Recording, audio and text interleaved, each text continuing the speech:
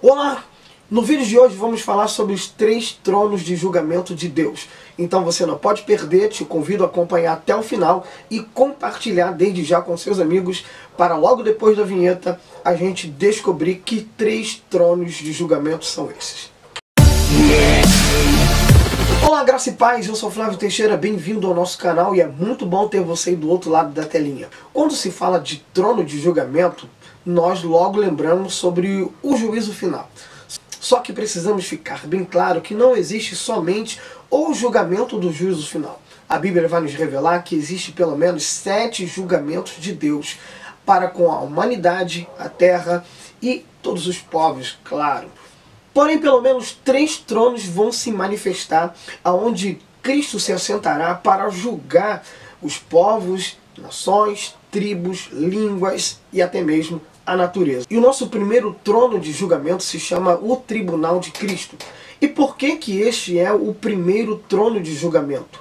O apóstolo Pedro, na sua primeira epístola, no capítulo 4, versículo 17, deixa isso bem claro por que esse julgamento tem que começar pelo Tribunal de Cristo, porque já é tempo que comece o julgamento pela casa de Deus. E é justamente por isso que o julgamento de Deus começa pelo trono do Tribunal de Cristo, porque o julgamento tem que começar primeiro com os da casa, para depois com os de fora da casa.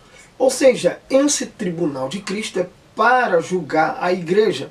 Por isso Paulo escreve aos Romanos, capítulo 14, versículo de número 10, na parte B, dizendo: pois todos havemos de comparecer perante o tribunal de Cristo. E não se esqueça, a carta aos Romanos foi escrita para a igreja que estava em Roma. Logo, Paulo está dizendo que a igreja vai comparecer perante o tribunal de Cristo. Por isso, o mesmo Paulo escrevendo à igreja que está em Corinto, ele escreve na carta aos Coríntios, capítulo 5, versículo de número 10. Paulo deixa bem claro que esse tribunal não é para julgar pessoas, mas sim as suas obras quando ela estava na terra, fazendo parte do corpo místico de Cristo. Ou seja, esse tribunal vai acontecer quando a igreja for arrebatada na vinda de Cristo. Então vamos dar uma analisada nesse capítulo 5, versículo 10 da segunda carta de Paulo aos Coríntios.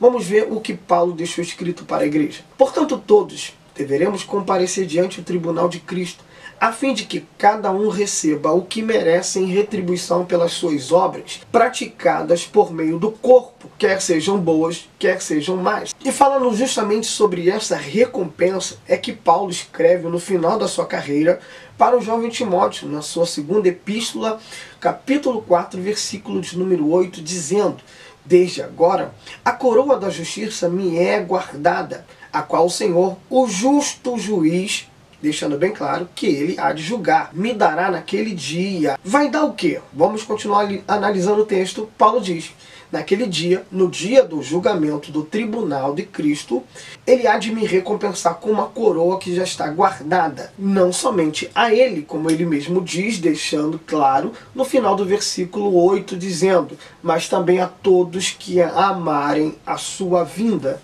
Ou seja, esse trono de julgamento, chamado Tribunal de Cristo, não é para julgar, mas sim recompensar aqueles que aguardaram a vinda do Senhor e que foram ao seu encontro no dia do arrebatamento. Afinal de contas, Paulo diz em Romanos capítulo 8, versículo de número 1, que nenhuma condenação há para os que estão em Cristo Jesus.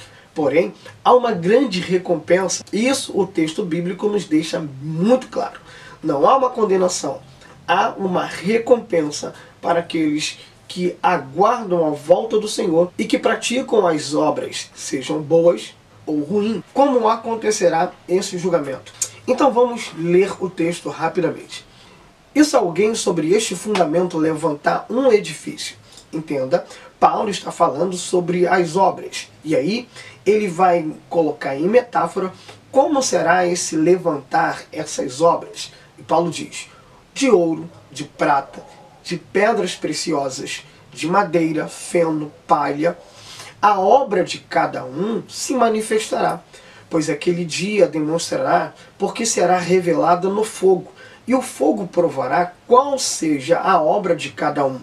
E se permanecer a obra de alguém sobre ele edificou, esse receberá galardão. E se a obra de alguém se queimar, sofrerá ele prejuízo. Mas o tal será salvo, todavia, como que pelo fogo. Como você percebeu, Paulo está colocando em metáfora as obras que são realizadas no corpo místico de Cristo. Ele vai chamar algumas obras de ouro, de pratas e de pedras preciosas, como a gente acabou de ler no texto. Só que Paulo também vai falar sobre madeira, feno e palha. E aí ele vai falar que essas obras que estão em metáforas vão passar pelo fogo. E algumas vão resistir e outras não vão. E você sabe muito bem que aqui pela metáfora, que a madeira, que o feno, que a palha, é claro, elas passando pelo fogo, elas vão se queimar. Por que Paulo está falando sobre isso? Paulo está falando sobre madeira, feno e palha, são obras humanas, obras voltadas pelo coração do homem, obras que o homem faz para querer aparecer, mas não para que Cristo apareça. Por isso, ouro, prata e pedras preciosas são metáforas de obras espirituais, obras literalmente voltadas para agradar a Deus e não aos homens. Só que Paulo finaliza o versículo de número 15 deixando bem claro: o tal será salvo. Ou seja, se você já está diante do tribunal de Cristo, diante desse trono de julgamento, logo você já está salvo. O que vai ser julgado será as suas obras. O que não podemos esquecer é o que Paulo ensina em Efésios capítulo 2, versículo 8, que a salvação não é pelas obras, mas nós somos salvos pela graça de Deus. Mas Paulo vai dizer no versículo de número 10 ainda da carta aos Efésios, no capítulo 2, que nós não somos salvos pelas obras, mas somos salvos para fazer boas obras. E aí vamos deixar para o próximo vídeo os outros 2 tronos. Eu espero que você esteja sendo edificado nesse vídeo.